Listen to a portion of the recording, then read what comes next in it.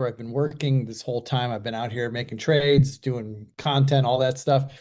It's good enough for that, but I don't trust it's good enough to do video. So unfortunately, you got to see me in my room that's a little bit of a mess right now. The family's down at the beach, but they've left their mess all over the place. So sorry, this isn't all that exciting. But hey, this is the options jam session, and I didn't want to miss it today because, as you may or may not know, I'm sure you do know, it's been a wild week. Our portfolio has weathered the storm pretty well, but there's some stuff happening. So let's get into it. All right, let's talk about the charts here. Let's start with the VIX chart. I mean, this is where, in my mind, the tell is, right?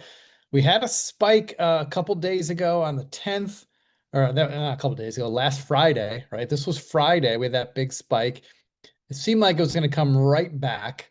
But now today we are exceeding that spike that we had last Friday as the indexes are selling off. They're not selling off as hard as they did on Friday, but nonetheless, this is very interesting to observe. VIX now at the highest level we've been at since late May.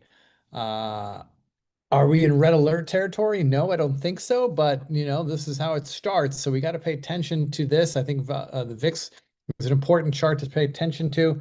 Let's zoom in on the SPY. You can see we're still way above Friday's intraday lows, where we closed on the low, and we're way above that. I shouldn't say way, but we're above that notably.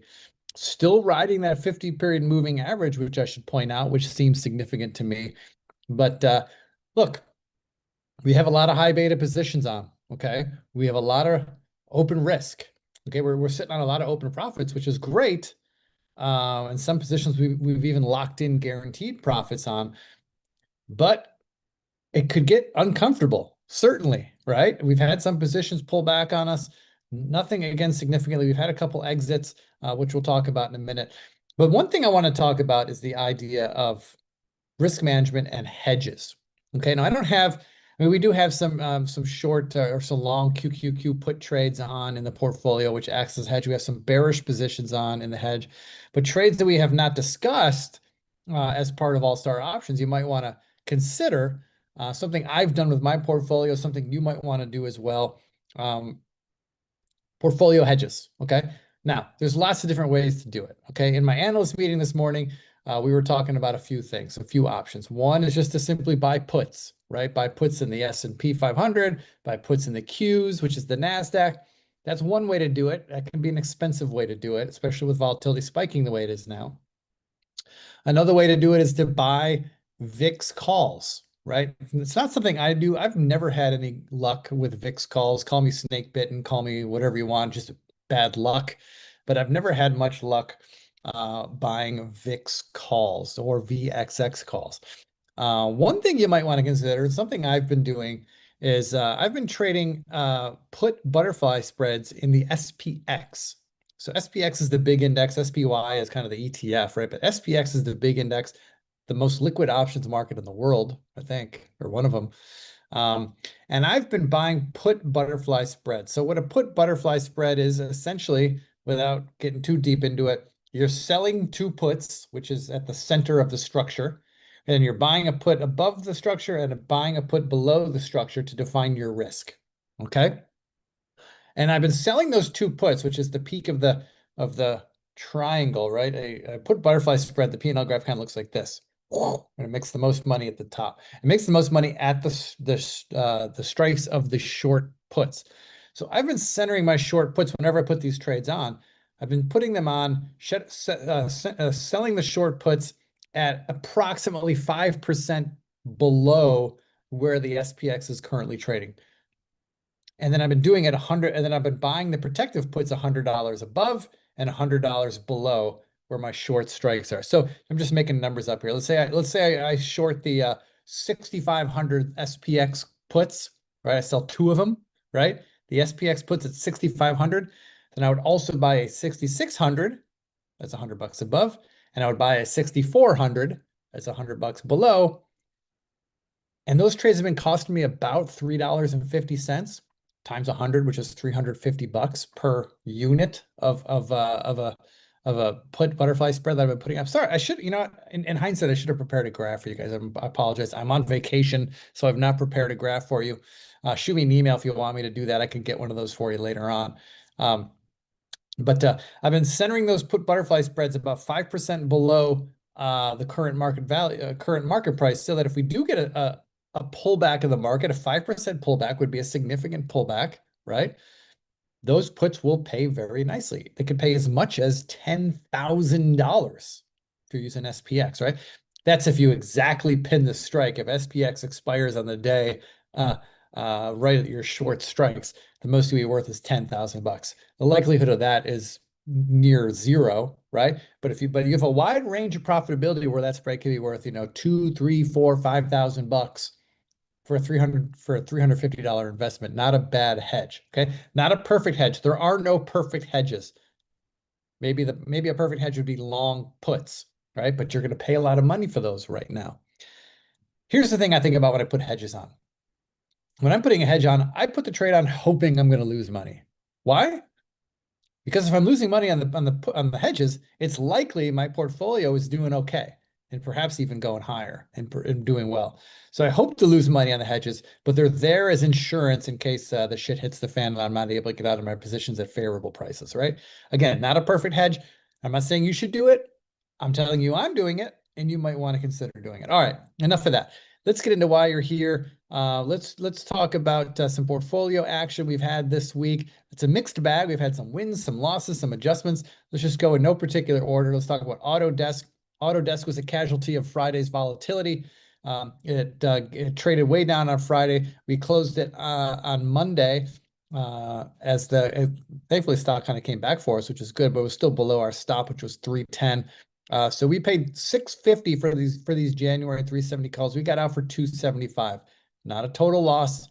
We'll be happy with that. I was willing to risk all of it, but I got out for less than all of it. So we're out of the Autodesk calls.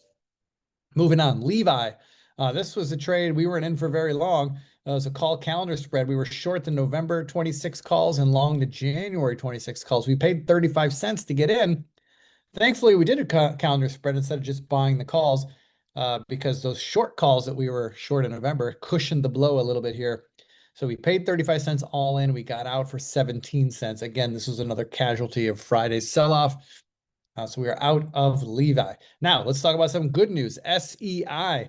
This is a risk reversal we put on not too long ago. We put this trade on right at the end of September. We sold the May 35 puts and used those proceeds to buy the May 60 calls. We actually collected a $1.10 net credit to put the trade on. Okay. So that's great. Let's just say you did 2 lots. I collected 220 bucks on day 1, right? If I did 2 lots. So 220 bucks.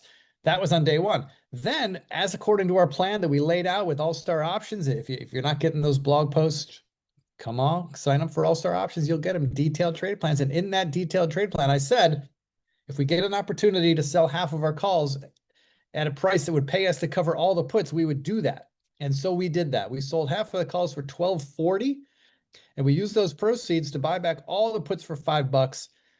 Left over some money again. It's an extra, I don't know, 240 bucks plus the 220 we got on day 1. So we were sitting on 400 some dollars guaranteed profits. Now we still have half the calls. We can see where they go. That's good news. That's good news. All right. Next up is CEG. This was a bear put spread that we sold not too long ago, just October 7th, I believe. We sold the November 330, 310 bull put spread for 540. We got out at our profit target just yesterday at 270. We closed it at 270. We collected 540 on the way in. We paid 270 on the way out. We captured 50% of the premium. That was the goal. We are out of CEG. And lastly, iPoint Pharmaceutical. We got out of this one this morning. This one failed immediately. Got in for 210. We closed it this morning for 85 cents. I had to be patient on that exit because the bid-ask spread was very wide. But finally was able to get out at a fair price, 85 cents. We are out of iPoint. All right. Let's quickly go through updated stops. We have a bunch of them here. We won't spend too much time here. But AG, the First Majestic Corp, we're long the December 9 calls. Those July 9 calls that were part of the calendar have long expired. We're just long to December 9 calls. This trade's going great. I'm moving my stop now to 13. I don't want to see AG close below 13. That will be my signal to get out. Next up is APLD, Applied Digital. We sold half at $8. Man, I'm wishing we still had the whole thing, right? Look at the move this thing has done since we closed half. But hey, that was the plan. That was the plan. If AG broke through 20, or I think it was 21 was the number, we would sell half of our position. And look, we bought it for 265. We sold half for 8. So we've already locked in profits there. Very nice profits. But we're continuing to rip. We have until December on these, but I'm moving my stop to 32.50. This little breakaway gap here. I'd hate to see that thing come back. That could be bad news for this trade. So 32.50 is now the stop in APLD. ETR, we're long the March 100 calls. We're moving the stop up to 90, which is roughly about where the stock was when we got in. Just feels like it's the move here. We don't want to see this thing get back below 90. That would be back below the 50-period moving average. That would be a bearish development for this stock. So our stop now in ETR is at 90. All right, moving on. EZPW, moving the stop to 1750. That is corresponds roughly to the low that we had this minor pullback back in early October, and then we went on to make new highs. We're not following through, unfortunately, but 1750 feels like a significant level for me. So that's where my stop is now in EZPW. All right, HUT, boy, this is one we still have until September. So we have almost a year for this thing to ride. But boy, it's really ripped much faster than I thought it would. And so I'm moving my stop more aggressively than I thought I needed to or thought I would. But we're moving the stop now to 32.50. All right, that corresponds with this last kind of reaction low, as well as the rising 50-period moving average. That level feels significant. It's very far from where we're at now, but that's okay. I expect this thing to be volatile. So let's give it room. We already have great profits built into this trade. We got a lot of cushion here, but we're going to move the stop now to 32.50 in HUT. Okay, just a few more. J&J. We are long the March 190 calls. We've paid 324. This thing's going great. Moving the stop to 180. This feels like a good level here. This is where previous resistance was. Then we broke through it. That's where the rising 50-period moving average is. So let's not see. We don't want to see J&J get back below 180. That would be bearish. That's our new stop. Medtronic, I'm moving this stop to 92.50. Boy, this stock has been a grinder. I've been trading this stock in a short-term account as well. And it's been a meat grinder, at least for me personally. But for those of you who just bought the June 100 calls with us back on late July, it's starting to work, but man, I wish it would move a little quicker. Either way, we're moving our stop now to 92.50 for Medtronic. All right, MP. Don't like the action at MP today, but it's earned the benefit of the doubt with the move we've had in this thing. We're long a 65.85 bull call spread. I'm moving my stop now to 70. Okay, I don't want to see MP get back below 70. Next up, two more. Sand. We're long the January 12 calls. This thing has been more or less a pretty smooth ride other than Friday's hiccup, which affected a lot of stocks. But we're already back above Friday's high. And so I'm moving my stop to 1150, which corresponds roughly with one of the first pullback since we got into this thing. I hate to see Sand get back below 1150. So that's the new stop. And lastly, one of our bearish trades, SMPL, the Simply Good Foods Company. The stock's been trading well for us. It's kind of consolidating here over the last week or so, but still has a very bearish stance. I think this thing, and especially today's intraday reversal, kind of confirms that I think this thing has lower to go. So we're moving our stop now to 27, moving our stop down to 27, which corresponds with a rise or sinking 50-day moving average. We also have a profit target at 22. If Simply Foods gets down to 22, that's where I'm taking profits, FYI. All right, a lot of stops for you guys here. I'll put up the screenshot if you want to take that. There's a screenshot of the updated stops. There's a bunch of them. Go ahead and take that picture now. You can pause if you need to. And then lastly, let's just review quickly the new trades that we've put on since we last spoke. First one we did is Costco. Don't like the way Costco is reacting today, but today we have a bullish trade on. If you want the details for these new trades, again, allstarcharts.com. Head to the member section, head to the options section.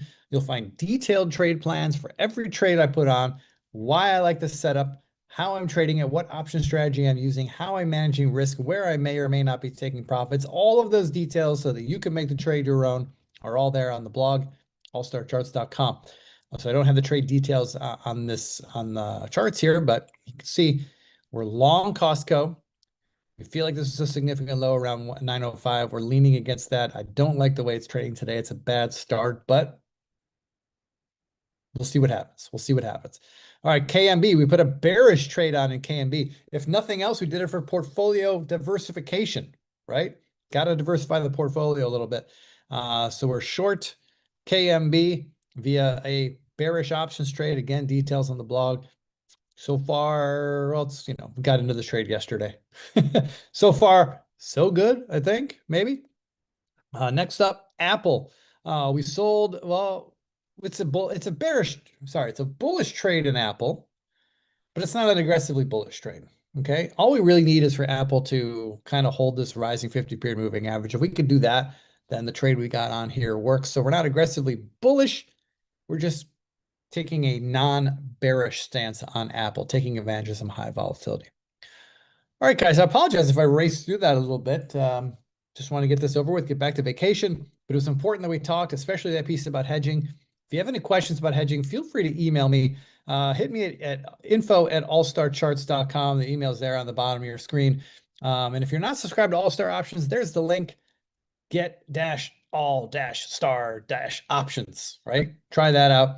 We'd love to have you be part of the community, be part of the chat room. The chat room, by the way, has been kicking ass while I've been, on vacation.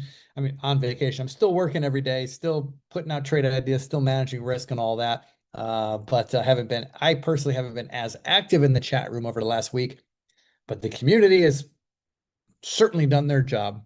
And if you're not part of a trading community, you might consider joining ours. All right, everybody, that's all I have for you. Have a great rest of your week. Enjoy your weekend. I'm heading back home tonight to Colorado for a brief stay. Then I go to Las Vegas with JC for a conference, but back to normally scheduled programming next week. So I'll see you then. All right, everybody, be well. Mahalo, as they say here in Hawaii. Bye-bye.